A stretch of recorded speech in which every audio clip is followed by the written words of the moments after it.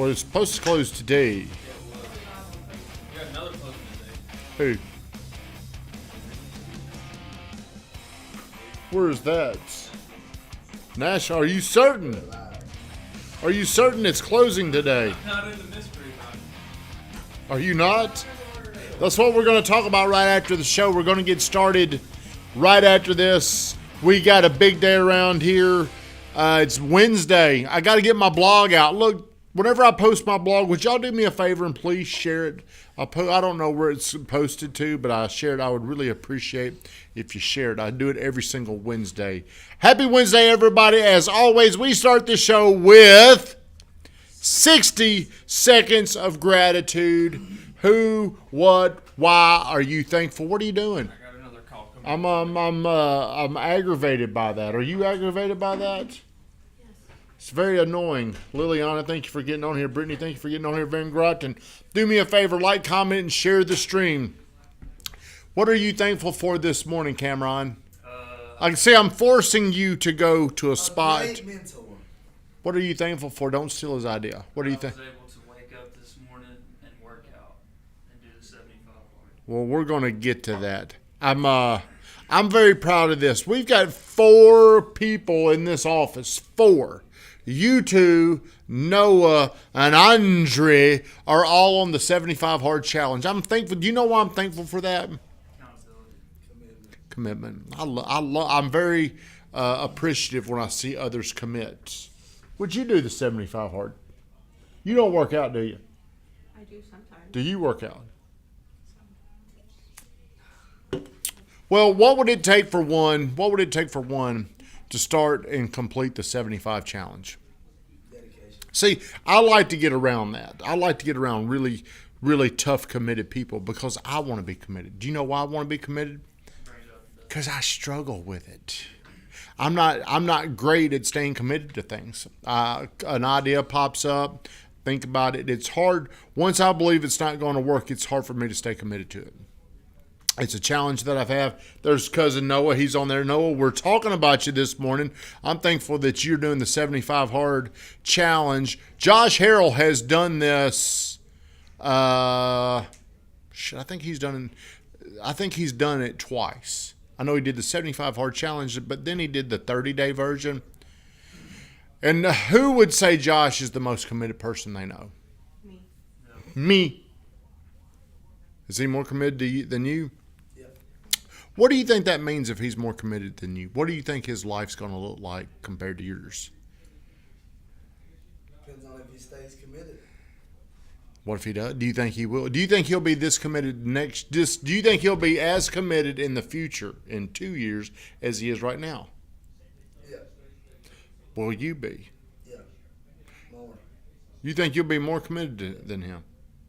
What would your life look like? Let's go into this is interesting. Let's move into fairy tale world with Travis. If you were as committed as him, what would your life look like? I probably have a few properties right now. Because I've wasted a lot of money. A lot of time. Josh, how many times have you done 75 hard? Once, but I did the lift hard.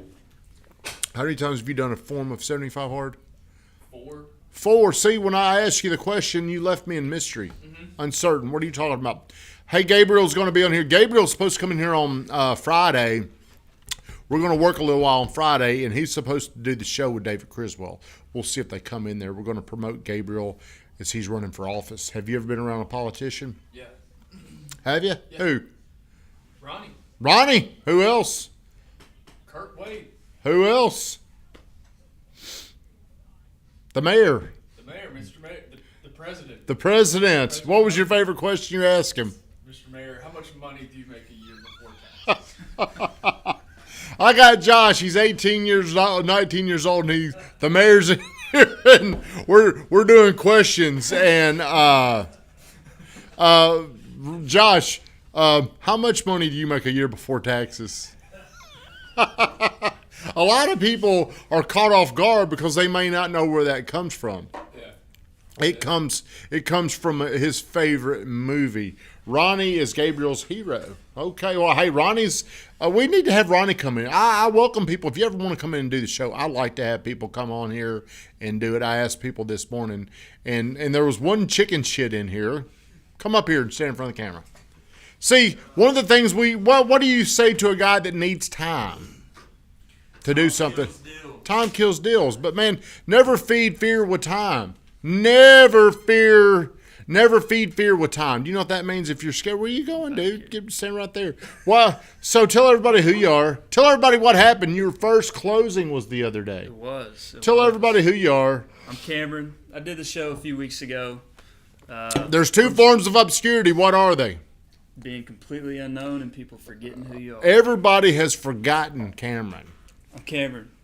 I'm back on here. Duck down just a little bit, so everybody. So there we go. Now we can see you better. The dude had his first deal the other day, so let's give him a big round of applause. The reason why I'm bringing this up is you can sit down now. You can have a seat, but you do need to jump up here every single time. Josh, he'll always do it, won't you, Josh? He'll do whatever because Josh knows this. Attention is money. Where attention goes, money flows. That's right. So the reason why I brought up this, man, is we are having our team awards today, and I want to give a shout out. I'm not going to go into and talk about how well people did, but obviously everybody knows the Weathers are always at the top. They do the most. They actually do the most business in the whole John Jones real estate. But what I don't really want to single out individuals, but I do want to single out the team and what they did. This was our best quarter ever. I know you see that, and it says the best first quarter ever, but looking at the numbers, it was actually the best quarter that we've ever had. It's the best quarter I've ever been a part of. I think how many deals did we close? I want to say it was around 70. That's not accurate. I think it was 60. May have been 50. It actually was 59, I think. It beat our record by one deal. We were going to do 60 and a deal moved over. So the first quarter was our best. It was our best quarter ever. Say what? Did you pull it up? Yeah, you're right. Can you look to see what our sales volume was? You're not in the unknown by how many deals we've done. I'm not in the unknown because I look every single day. Say what, Van? I'll holler it out. So I track all that stuff because I don't want to be in mystery. I want to know. And if I know something, I can improve it. We're going to talk about that as soon as I get off here. So I think it's important to acknowledge success. I am terrible about paying attention and living in the moment of success. And it's because it's obviously an insecure need that I have to constantly do better. You know, that my insecurity is what fuels this. A lot of people, like if growing up, if somebody were to say, well, he's insecure, that was a stigma. It was something you're embarrassed. It would be something that you're ashamed of. So as you're growing up, wounds happen. There was something in my life where there was obviously something that was traumatic that caused me to not be satisfied with things.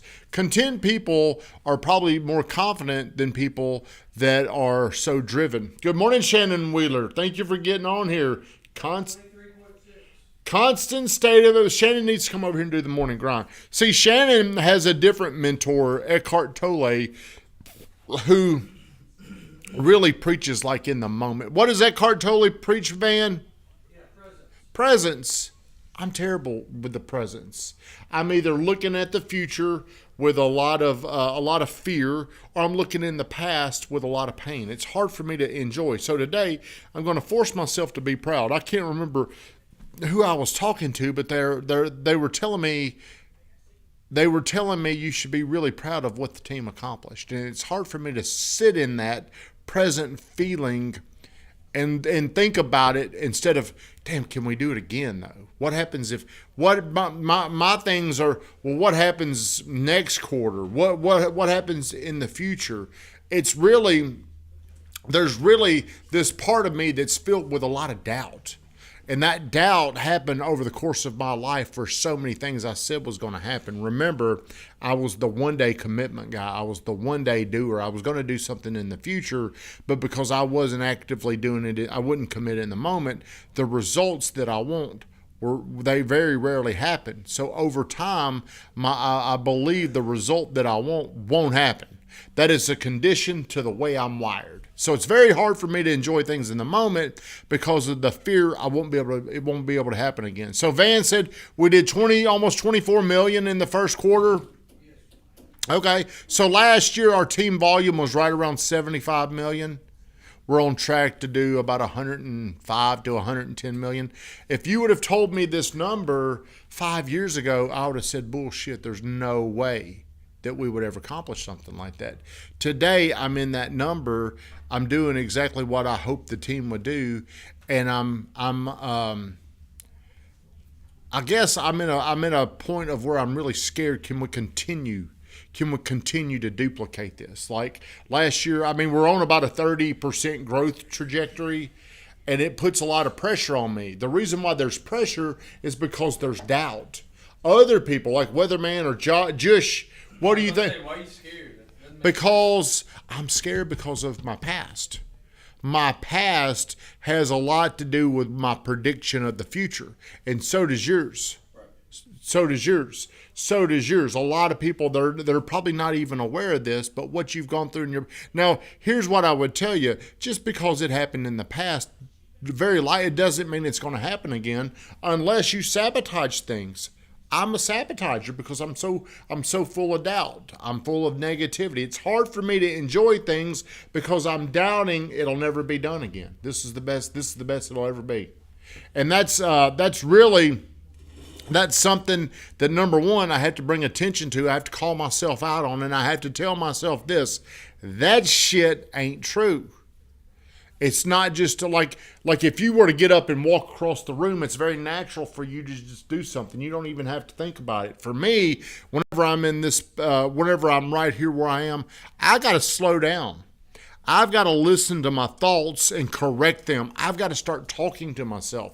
So today, we're going to enjoy. We got team awards coming out, and I want to make this day a really cool day and say, you know what? This is just the beginning because I already know this. I already know the second quarter is going to be better than the first quarter. I already know that because you know how I know that, Josh? You're not in the unknown about it. I'm not in mystery. I've got the documentation in there, the data. What do you call it? What do you call it? What do you call it? What do you call it? Who calls it data? Data. We're going to party even hardier. Hardier. Well, you're 21 years old. You can do it. But I do want to thank everybody because whenever you're a team, whenever you're involved in a team, everybody contributes. It's like if we were pushing a car, if there's one person pushing the car, it wouldn't be very easy unless it's you, Josh. Right. You're very strong. But imagine if all of us was pushing it would feel a lot easier.